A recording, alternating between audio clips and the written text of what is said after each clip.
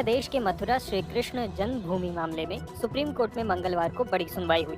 Supreme court ने श्री कृष्ण जन्मभूमि शाही ईदगाह मस्जिद मामले पर मस्जिद कमेटी को बड़ा झटका देते हुए एक बड़ा फैसला किया है। दरअसल श्री कृष्ण जन्मभूमि शाही ईदगाह केस में इलाहाबाद हाई कोर्ट के फैसले को लेकर मस्जिद कमेटी सुप्रीम कोर्ट चली गई थी। सुप्रीम कोर्ट ने केस की सुनवाई के दौरान इलाहाबाद हाई कोर्ट की सुनवाई पर रोक लगाने से इनकार कर दिया। दरअसल श्री कृष्ण जन्मभूमि केस में मुस्लिम पक्ष की ओर से सुप्रीम कोर्ट में एक याचिका दायर की गई थी। इस याचिका में इलाहाबाद हाई कोर्ट के फैसले को चुनौती दी गई थी। सुप्रीम कोर्ट की सुनवाई के बारे में वकील वरुण कुमार सिन्हा ने बताया।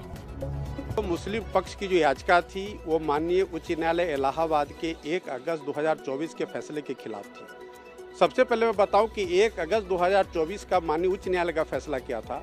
उस फैसले में जो मुस्लिम पक्ष की जो एप्लीकेशन थी कि इस हिंदू पक्ष के जितने भी वाद है उसको निरस्त किया जाए, क्योंकि वक्फ बोर्ड वो वक्फ प्रॉपर्टी है और वक्फ बोर्ड एक्ट के तहत अदालत को इस बात का इजाज़त नहीं है, उनको जुरिस्डिक्शन नहीं है सुनवाई करने का।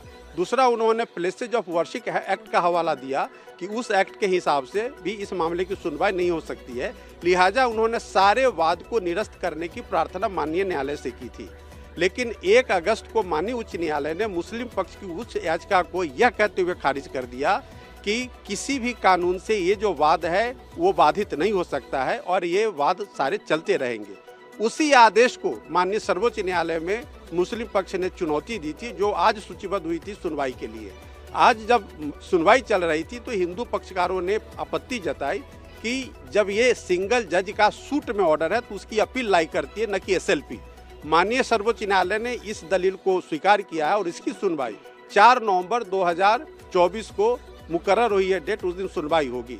अब उस दिन ये तय होगा कि SLP यहाँ जारी रहेगा या नहीं जारी रहेगा।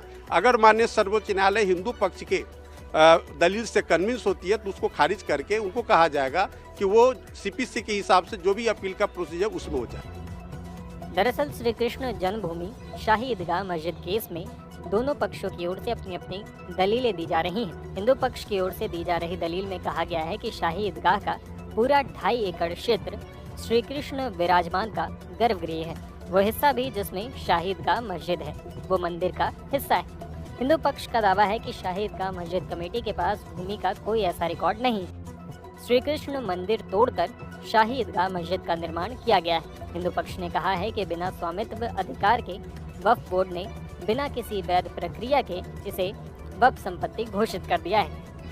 इधर मुस्लिम पक्ष की ओर से भी अपनी दलीलें दी गई। मुस्लिम पक्ष ने कहा कि जमीन पर दोनों पक्षों के बीच 1968 में समझौता हुआ है। 60 साल बाद समझौते को गलत बताना ठीक नहीं, लिहाजा मुकदमा चलने योग्य नहीं है। मस्जिद कमेटी का दावा है कि उपासना स्थल अधिनियम 1991 के तहत भी मुकदमा सुनवाई योग्य नहीं है। 15 अगस्त 1947 के दिन जिस धार्मिक स्थल की पहचान और प्रकृति जैसी है वैसी ही बनी रहेगी, ये एक्ट के तहत साफ है। ऐसे में इसकी प्रकृति नहीं बदली जा सकती है।